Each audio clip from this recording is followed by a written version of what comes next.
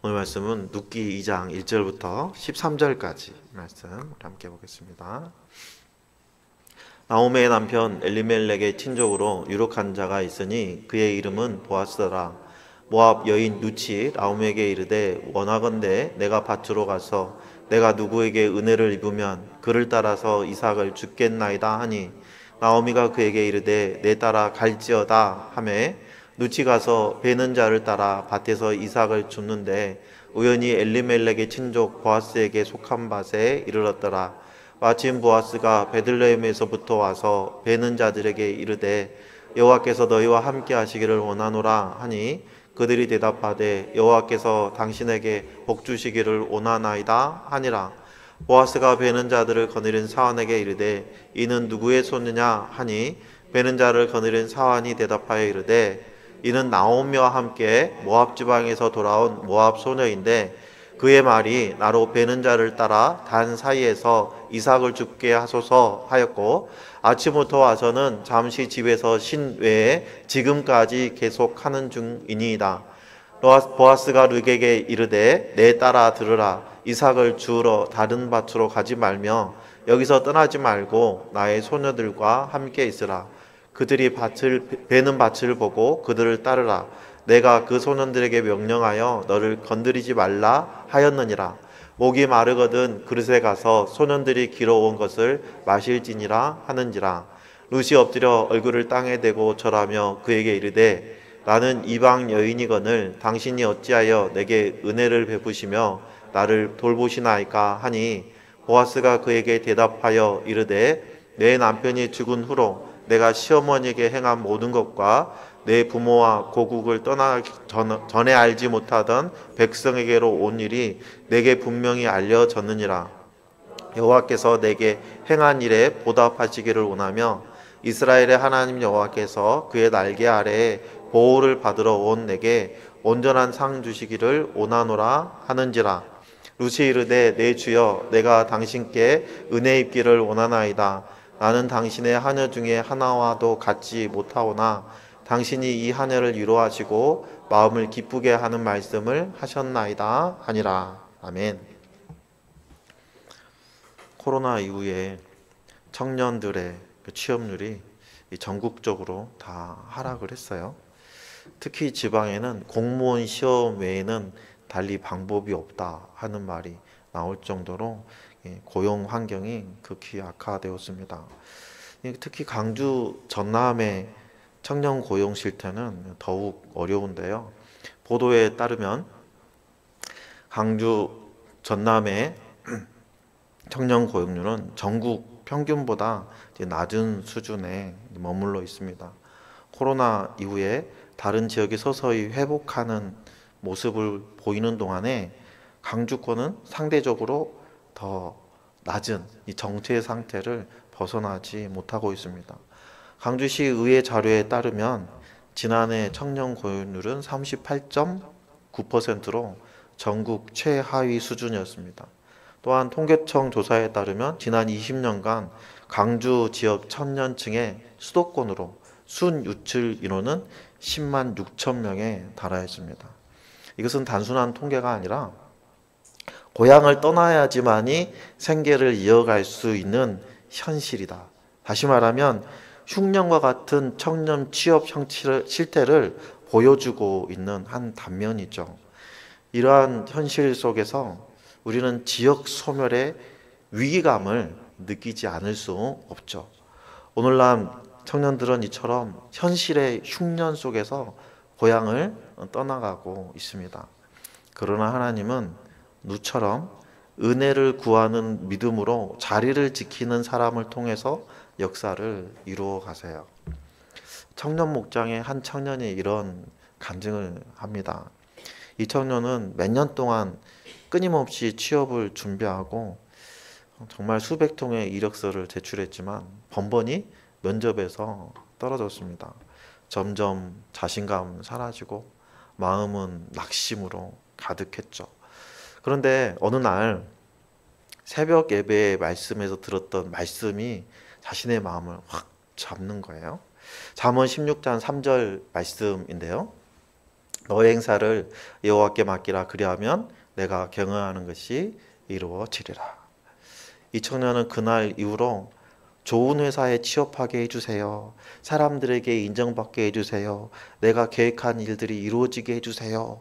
이런 자기 중심적인 기도를 다 내려놓고 내가 원하는 결과를 원하는 그러한 기도를 멈추고 대신 오늘 하루도 하나님께 맡기고 성실히 살자 하고 결단하면서 이렇게 기도합니다. 하나님, 오늘도 저의 하루를 온전히 하나님께 맡깁니다. 오늘도 주님께서 나의 인생을 인도하여 주시옵소서. 그렇게 하루하루를 새벽 예배로 하루를 열고 묵상 노트를 쓰면서 정말 날마다 성실히 살면서 자신의 삶을 하나님께 온전히 맡겨드렸습니다. 생각이 바뀌고 나서 몇 달이 지났어요. 우연히 지인이 운영하는 작은 회사에 단기 아르바이트를 하겠느냐 하는 제안이 들어왔어요. 이 청년은 그 일이 그냥 하찮은 일이라고 생각하지 않고 감사함으로 그 일을 맡아서 했습니다. 그리고 그곳에서 이 청년은 성실함을 인정받아서 정규직으로 채용되었죠.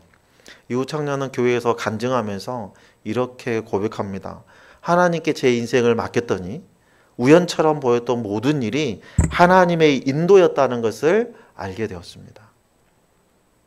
지인이 운영하는 작은 회사에서 단기 아르바이트를 한다는 것은 세상의 눈으로 보면 이 청년이 잦은 실패로 인해서 그 취업의 눈높이가 아주 낮아졌다라고 생각할 수 있겠죠. 하지만 믿음의 눈으로 보면 그곳은 하나님의 은혜가 예비된 자리다라고 볼 수 있습니다. 청년은 더 이상 좋은 회사를 고집하지 않았습니다. 하나님이 원하시는 곳, 하나님이 이끄시는 곳에서 하나님이 원하시는 일을 하겠다고 결단한 거예요. 이 순종의 걸음이 결국은 우연처럼 보이지만 하나님의 섭리였던 은혜의 자리로 이끌어 주셨던 것입니다. 오늘 우리가 함께 나누었던 말씀에도 믿음으로 낮은 자리로 나아가서 하나님의 은혜를 입게 된 사람이 등장합니다. 바로 룻이죠. 우리도 오늘 말씀을 통해서 하나님의 섭리를 늘 신뢰함으로 하나님의 은혜를 경험하는 삶을 살아가겠다라고 결단하는 귀한 시간 되시기를 예수님의 이름으로 축복합니다. 베들레헴으로 돌아온 나오미와 룻은 당장의 생계 문제를 해결해야 했습니다. 나오미와 룻이 베들레헴에 돌아왔을 때는 마침 보리를 추수하는 시기였습니다. 룻은 시어머니 나오미에게 인근 밭으로 가서 이삭을 줍는 일을 하겠다라고 말하죠. 이방 여인이지만 혹시라도 그 누군가에게 은혜를 입으면 내가 이삭을 주어 오겠다라고 시어머니에게 얘기한 거예요. 이 말을 들은 시어머니가 나오미가 룻을 말릴 수가 없어요. 왜냐하면 나오미에게도 다른 방법이 없기 때문이죠. 허락할 수밖에 없었습니다. 룻이 보리를 베는 사람들을 따라서 이삭을 줍다가 우연히 엘리멜렉의 친족 보아스의 밭에 이르게 되었습니다. 여러분, 처음부터 보아스의 밭에 가서 이삭을 줍지는 못했다는 것입니다. 이삭을 줍는 일도 룻 혼자서 하는 일이 아니었어요. 당시에 사회적 약자들의 생존 수당이 바로 이삭 줍기였습니다. 따라서 가난한 자들은 경쟁적으로 이삭 줍는 일에 나섰을 것이고 또 밭 주인 또한 이삭을 함부로 흘리는 일도 주의했을 것입니다. 그러니까 현실적으로 룻이 죽을 수 있는 이삭의 양은 극히 적었다라고 보는 것이죠. 유대 문헌의 미시나에 따르면 이삭을 줍는 자들 사이에서도 계층이 있다는 것을 우리가 알 수 있는데요. 이삭을 줍는 자 사이에서도 나그네보다는 과부보다는 고아가 우선한다라고 규정하고 있어요. 그러니까 이방 여인 룻은 밀려도 한참 후순위인 거예요. 이러한 상황에서 룻이 이삭을 줍는다는 것은 정말 다른 선순위자들의 사이들 객다들이 이삭을 죽고 난 이후에 정말 찌끄러기 이삭을 죽을 수밖에 없었을 거예요. 여러분, 믿음으로 베들레헴까지 왔고 순종하는 마음으로 보리 이삭을 줍고 있지만 하루 종일 주운 이삭이 한 사람 한 끼 먹을 분량도 채 되지 않을 만큼 아주 열악한 상황이었을 거예요. 그래도 룻은 그 하루를 보내면서 조금이라도 더 많은 이삭을 줍을 수 있는 곳으로 이동해 가다가 마침내 엘리멜렉의 친족 보아스의 땅까지 이르게 됐는데, 그때 동안 룻은 아침부터 저녁 늦게까지 해가 있는 동안에는 쉬지 않고 이삭을 주울 수밖에 없었던 것입니다. 여러분, 하나님의 은혜는 처음부터 완성형으로 주어지지 않았다는 거예요. 우연히 보아스의 밭에 이르게 된 것처럼 우리는 볼 수 있지만 사실은 하나님의 보이지 않는 손이 룻을 다른 사람의 밭에서부터 보아스의 밭까지 인도하여 주셨던 것이죠. 보아스는 룻에게 있어서 기업을 물을 수 있는 가장 유력한 사람 중에 한 사람이었죠. 마침 보아스가 밭에 와서 이삭을 줍고 있는 룻을 보았습니다. 그리고 저 여인은 누구 집의 아내자인가? 라고 묻죠. 일꾼을 감독하는 이 젊은이가 저 여인은 룻은 나오미를 따라온 모압 여인이다 라고 설명을 하죠. 그리고 이 여인이 아침부터 지금까지 점심때 잠깐 집에 가서 쉰 것 외에는 끊임없이 일하고 있다 라고 부연 설명합니다. 이 말을 들은 보아스는 이방 여인을 쫓아내지 않고 오히려 이방 여인에게 호의를 베풀어요. 8절에 보니까 8절 말씀, 보아스가 룻에게 이르되 내 딸아 들으라, 이삭을 주우러 다른 밭으로 가지 말며 여기서 떠나지 말고 나의 소녀들과 함께 있으라 라고 말합니다. 단지 입에 발린 말만 한 것이 아닙니다.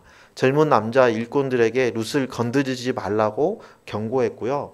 룻에게는 목이 마르면 언제든지 주저하지 말고 일꾼들이 떠다 놓은 물을 먹으라고 합니다. 그뿐만 아니라 보아스는 하나님의 이름으로 룻을 축복해 줍니다. 12절 말씀에 보면 여호와께서 내가 행한 일에 보답하시기를 원하며 이스라엘 하나님 여호와께서 그의 날개 아래에 보호를 받으러 온 내게 온전한 상을 주시기를 원하노라 하고 축복하고 있죠. 오늘 본문에서 보아스가 이방 여인 룻에게 보이는 이 호의는 당시 사회적 종교적인 그런 관습을 고려하면 매우 파격적인 행동이에요. 고대 이스라엘 사회에서 여성은 법적으로 경제적으로 매우 취약한 계층이었죠. 특히 남편이 없는 과부의 소유권과 생존 그리고 사회적인 보호는 이루 말할 수 없이 불안정했죠. 그래서 신명기 24장 19절에서 21절까지 보면 고아와 과부와 나그네를 위한 밭에 떨어진 이삭을 줍지 말라 하는 규정이 있죠.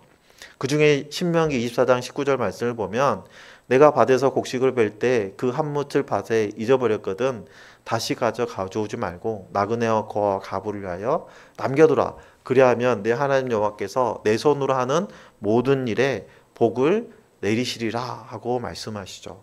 여러분, 이 말씀은 당시 사회적 약자들에게 최소한의 양식을 제공할 수 있는 구제활동, 일종의 사회복지 제도였던 것입니다. 룻은 바로 이 율법에 따라서 이삭을 주울 수는 있었지만 이방인을 혐오하는 그 사회적 분위기로 인해서 이방 여인 룻에게는 호의적인 배려가 주어질 수 없는 환경이었던 거예요. 또 신명기 23장 3절 말씀에 보면 암몬 사람과 모압 사람은 여호와의 총회에 들어오지 못하리니 그들에게 속한 자는 10대뿐 아니라 영원히 여호와의 총회에 들어오지 못하리라 하고 말씀하고 있어요.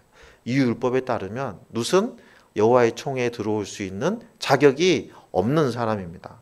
여러분, 이스라엘 백성들이 출애굽할 때 적대적인 행위를 한 민족이 모압과 암몬이잖아요.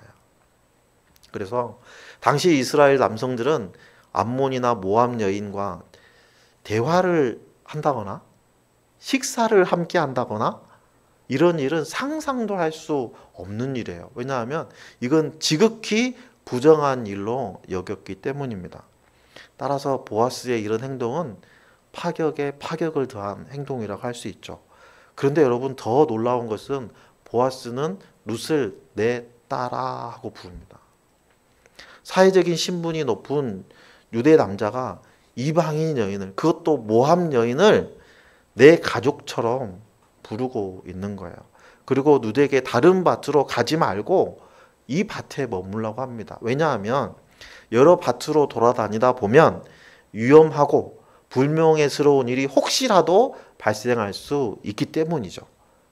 또한 보아스가 종들이 길어온 물을 룻에게 마시라고 한 것은요, 당시 사회 환경을 볼 때 신분을 파괴하는 그런 조치라고 볼 수 있어요. 여러분, 남자 일꾼들이 길어온 물은요, 주인의 가족들만 먹게 돼 있어요. 다른 사람이 먹을 수가 없는 물이에요. 그런데 누가 먹으라고 한다고요? 룻에게, 이방 여인 룻에게 그 물을 마시라고 하고 있어요. 그 물은 가족만 마실 수 있는 분이에요. 그런데 보아스는 룻을 지금 가족으로 대해주고 있는 거예요. 이어지는 14절 말씀에 보면 식사할 때 보아스가 룻에게 이르되 이리로 와서 떡을 먹으며 내 떡 조각을 초에 찍으라 하므로 룻이 곡식 베는 자 곁에 앉으니 그가 볶은 곡식을 주매 룻이 배불리 먹고 남았더라 라고 말하고 있습니다. 여러분, 당시에 종이나 이방인이, 그것도 여성이 주인의 식탁에서 같이 앉아서 밥을 먹는다? 있을 수 없는 일입니다. 그럼에도 보아스는 마치 한 가족인 것처럼 룻을 자신의 식탁에 초대해서 동등한 위치에서 식탁 교제를 나누고 있어요. 또 16절 말씀에 보면요, 또 그를 위하여 곡식다발에서 조금씩 뽑아 버려서 그에게 줍게 하고 굽지 말라 하니라 하고 이야기하고 있죠. 통상 땅에 떨어진 이삭을 줍게 하지 고의로 이삭을 땅에 떨어뜨리지는 않는 것이 통례입니다. 보아스는 율법이 정하는 최소한의 기준을 넘어서는 최대치의 은혜를 지금 실행하고 있는 거예요. 보아스의 이러한 호의는 당시의 관습을 완전히 뛰어넘는 하나님이 허락하신 은혜의 모형으로 우리에게 보여지고 있죠. 여성이고 과부이고 더군다나 이방인인 룻에게 보호와 존중과 식탁 교제를 동등하게 베풀어 줌으로 인해서 율법의 경계를 넘어선 구속의 사랑을 보여주고 있는 것이죠. 보아스의 이러한 사랑은 갈라디아서 말씀에서도 찾아볼 수 있는데요. 갈라디아 3장 28절 너희는 유대인이나 헬라인이나 종이나 자유인이나 남자나 여자나 다 그리스도 예수 안에서 하나님이라. 사도 바울이 이렇게 권면한 것처럼 예수님께서 그 자비하심으로 모두를 품어주신 것처럼 보아스도 그러한 사랑을 보여주고 있죠. 오늘 본문에서 룻이 이삭을 줍는데 이 행위만으로도 우리는 회복의 메시지를 확인할 수 있습니다.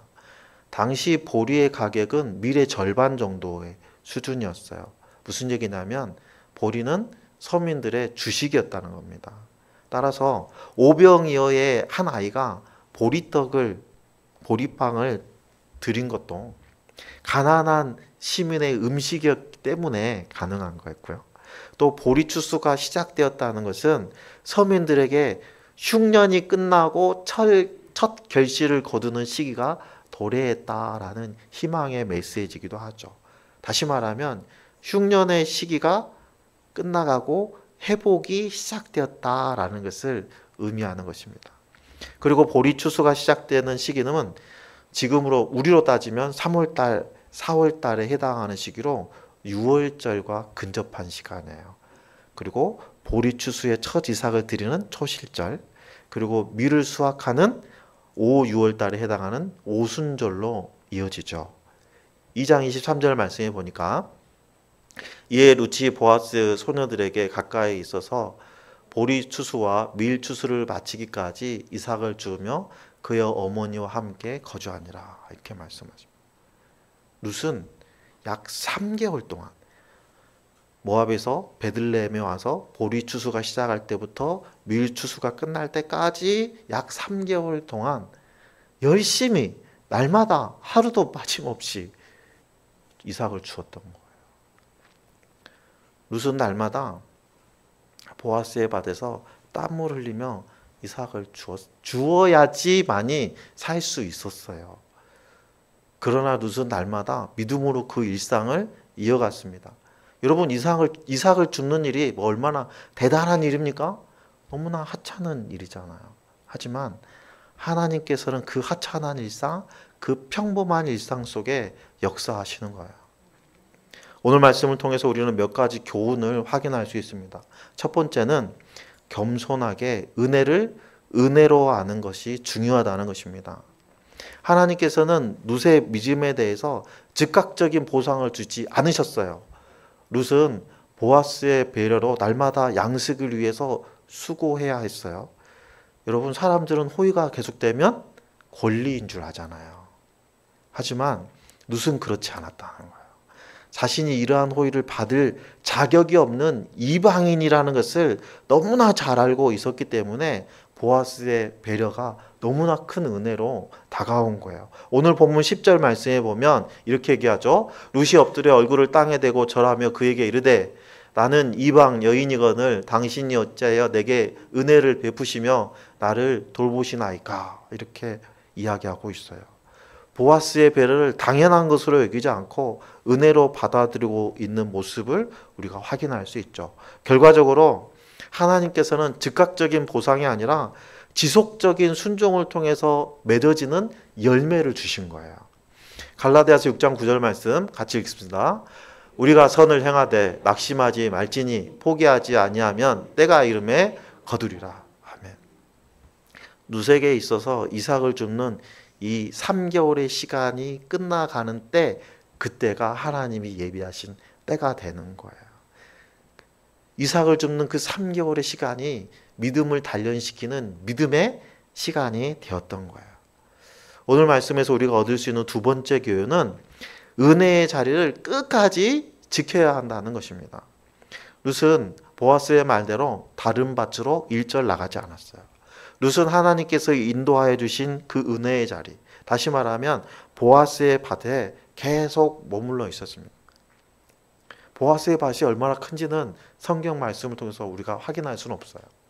하지만 룻은 혹시라도 다른 밭에 가면 더 많은 이삭을 줄 수 있진 않을까? 이런 생각조차도 하지 않았다는 거야. 룻은 이해타산을 따지는 계산으로 더 좋은 조건을 찾지 않았습니다. 그저 하나님이 허락하신 그 자리를 지키고 있었을 뿐이에요. 목회하다 보면 목회자들도 서로 간에 비교를 합니다. 아, 저기는 중고등부가 있는데 우리 교회는 중고등부가 없어. 아, 미래가 감담하네. 뭐 이런 생각도 하고, 아, 저기는 청년들이 저렇게 많이 모이는데 우리 교회는 이렇게 안 보이지. 저 목회자는 잘하는 것 같고 나는 못하는 것 같고, 뭐 이런 비교를 하거든요. 그런데 목회자들만 그러는 게 아니죠. 우리 목장 사역을 통해서도 목장끼리도 서로 비교가 되잖아요. 저 목장은 좀 잘 되는 것 같은데 우리 목장은 이렇게 잘 안 되지. 또 다른 목장을 부러워하다 보니까 우리 목장은 가볍게 생각하고 결국은 목장을 떠나는 사례도 생기잖아요. 여러분, 사도 바울이 고린도전서 7장 24절에 이렇게 하게합니다. 형제들아, 너희는 각각 부르심을 받은 그대로 하나님과 함께 거하라. 여러분, 우리가 있는 신앙의 자리는 하나님이 부르셔서 우리가 있게 된 자리예요. 우리는 부르심을 받은 그 자리를 지켜야 됩니다. 하나님 안에 머물지 않고서는 하나님의 불러주신 그 자리, 하나님의 지키라 하신 그 자리를 지킬 수 없어요. 룻처럼 믿음의 자리를 지키는 것이 곧 은혜를 지키는 일입니다. 오늘 말씀을 통해서 알 수 있는 세 번째 교훈은 관계의 무게를 성실하게 감당하면 그 관계가 은혜의 통로가 된다는 것입니다. 룻이 매일처럼 이삭 줍기를 포기하지 않았어요. 룻은 자신의 신세를 한탄하지 않았습니다. 간혹 우리 어머니 세대에서는, 우리 할머니, 어머니 세대에서는 이런 얘기를 많이 들었어요. 아이고 나는 참 박복하기도 하지. 나는 지지리도 복도 없어. 서방복도 없지. 자식복도 없지. 그런데 일복은 널렸어. 이러잖아요. 여러분 무슨 이런 신세한탄을 하지 않았어요. 또 시어머니를 생계의 짐으로 생각하지도 않았습니다.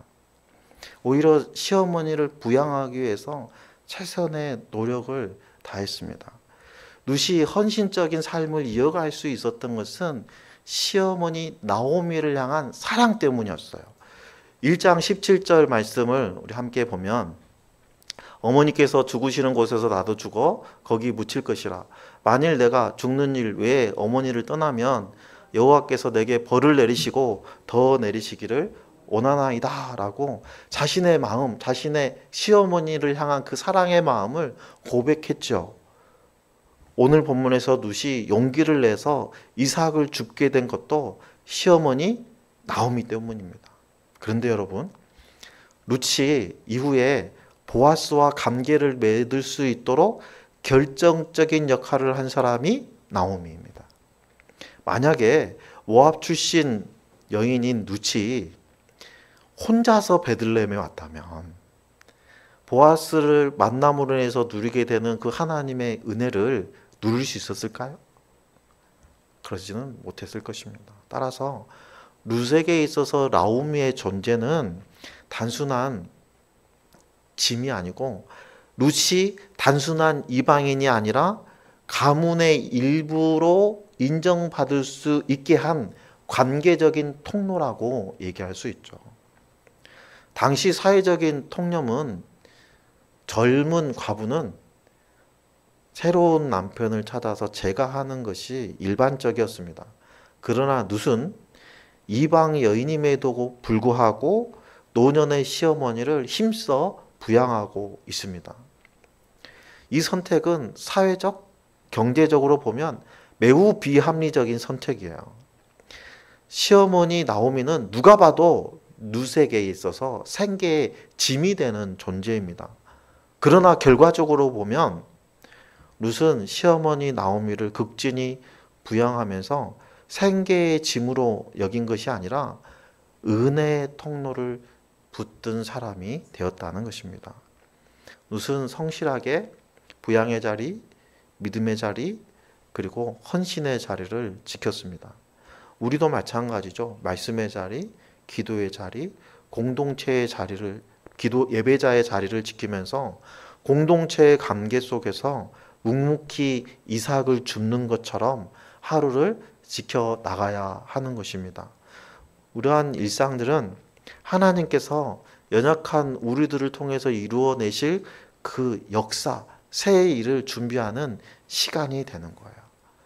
여러분, 하나님은 우리의 하루의 성실함 속에서 우리의 믿음을 온전하게 세워주세요. 또한 우리의 신앙 안에서 감당하기 어려운 관계의 무게를 통해서 우리에게 은혜의 통로를 부어주십니다. 은혜의 연골고리가 되게 하세요. 따라서 목장 안에서 서로 갈등이 일어나고 있다면 오늘 말씀에 나 자신을 한번 비춰봐 주시기를 원합니다. 혹시라도 관계의 그 무거움으로 어려움을 겪고 있다면 룻이 행할 일들을 한번 기억해 보시기를 권면합니다. 하나님께서는 우리의 모든 관계를 주관하시는 분이에요. 나에게 무거운 관계를 주신 것도 하나님의 뜻입니다. 그 관계 속에서 내가 연단받아야 되고 훈련받을 게 있기 때문에 그 사람을 나에게 붙여주신 거예요. 저와 여러분은 누군가에게 은혜의 통로가 되도록 오늘 하루에 충실해야 되는 거예요. 여러분, 기적은 갑자기 일어나지만 은혜는 꾸준히 자라는 거예요. 룻은 보아스의 밭에서 어떤 기적을 기대하지 않았습니다. 로또 맞는 거 이런 거 기대하지 않았어요. 매일의 성실함 속에서 하나님의 은혜를 바라면서 믿음으로 하루하루를 살았어요. 룻의 인생은 한 번의 큰 기적처럼 보여질지는 모르겠지만 사실은 하루하루 이삭을 줍는 그 평범한 순종 속에서 하나님의 은혜의 역사를 경험하게 된 것입니다. 보아스가 룻에게 다른 밭으로 가지 말라고 한 것처럼 하나님께서 우리에게도 동일하게 말씀하세요. 너는 다른 밭으로 가지 말아라. 내가 너를 그 자리에 두었다. 우리가 있는 곳이 하나님이 주신 자리예요. 하나님이 주신 관계가 지금 우리의 관계예요. 여러분, 우리가 부르심을 받은 이 자리에서 하나님이 주신 사명을 묵묵히 행할 때, 그 믿음의 이삭을 주울 때 주님은 우리의 삶의 자리에서 은혜의 역사를 써내려 가실 줄로 믿습니다. 여러분, 이스라엘에는 나봇이라는 사람이 살고 있었어요. 그 집에는 조상 대대로 물려오는 작은 포도밭이 있었습니다. 비옥하지도 않고 그리 넓지도 않았어요. 그러나 나봇에게는 이 포도밭은 단순한 재산이 아니었습니다. 하나님이 맡기신 유업이고 믿음의 상징이었죠. 그런데 어느 날 이스라엘 왕인 아합이 그 포도원을 보고 마음에 들었던 거예요. 이 아합 왕은 나봇에게 이렇게 말합니다. 나봇아, 네 포도원을 내게 넘겨라. 내가 더 좋은 밭을 주거나 돈으로 더 많은 값을 쳐주겠다. 이 제안은 누가 봐도 나쁜 거래는 아닙니다. 왕의 제안이라서 거절하기도 쉽지 않았을 것입니다. 게다가 더 넓고 더 좋은 밭을 주고 거기에 돈까지 얹어준다는데 거부하기에 참 큰 유혹이죠. 그런데 나봇은 단호하게 말하죠. 열왕기상 2장 21장 3절 여호와께서 나의 조상의 유업을 왕에게 주는 것을 금하실지로다. 단호하죠. 그에게 포도원은 하나님께 받은 믿음의 자리였기 때문에 포기할 수 없었던 거예요. 아무리 좋은 조건을 제시한다 해도 하나님의 뜻보다 앞설 수는 없었어요. 이러한 결정으로 아합은 분노했고 이세벨은 꼼수를 계략을 꾸며서 거짓 증언을 앞세워서 나봇을 돌로 쳐 죽이고 그 포도밭을 차지하죠. 세상의 눈으로 보면 나봇은 어리석고 손해보는 인물입니다. 그러나 하나님의 마음으로, 하나님의 눈으로 보면 그는 믿음으로 밭을 끝까지 지켜낸 충성된 사람입니다. 성경은 그를 잊지 않았죠. 훗날 하나님은 나봇의 피값을 다 갚아주셨고 그의 이름을 하나님께 충성된 자로 기록하게 하셨습니다. 나봇은 밭을 팔지 않았고 룻은 밭을 떠나지 않았습니다. 신앙의 사람은 하나님께서 맡기신 밭을 지키는 사람이에요. 그 자리가 하나님의 은혜가 자라고 그 자리에서 믿음의 열매가 맺히게 되는 것입니다. 여러분, 우리에게도 하나님의 맡기신 믿음의 밭이 있어요. 그 밭이 가정일 수도 있고 목장일 수도 있고 교회 공동체일 수도 있습니다. 그리고 여러분의 일터일 수도 있죠. 하나님은 그 자리에서 우리의 성실함을 보고 계시는 거예요. 그리고 그 성실이 결국은 은혜의 열매로 맺어지게 될 것입니다. 그러므로 오늘 우리에게 주신 자리를 소중하게 여기고 하나님 주신 그 관계의 무게를 우리가 감당합시다. 룻이 하루하루를 쌓아서 다윗의 족보로 이어지게 했듯이 우리의 하루하루가 하나님의 구속의 역사를 이루는 밑거름이 되기를 소망합니다. 오늘 이 시간 다시 마음을 정하여 입술을 열어서 함께 고백하기를 원합니다. 함께 우리 고백할 텐데요. 주님, 제가 맡은 자리, 주신 관계, 사명으로 주신 이 밭을 지키겠습니다. 다시 한번 할까요? 주님, 제가 맡은 자리, 주신 관계, 사명으로 주신 이 밭을 지키겠습니다. 아멘. 이 결단이 하나님 앞에 우리의 믿음을 증언하게 될 것입니다. 흉년에도 은혜의 밭을 지키고 일구는 저와 여러분 되시기를, 그러한 믿음으로 하나님의 은혜를 구하는 그러한 삶을 살아가는 저와 여러분 되시기를 예수님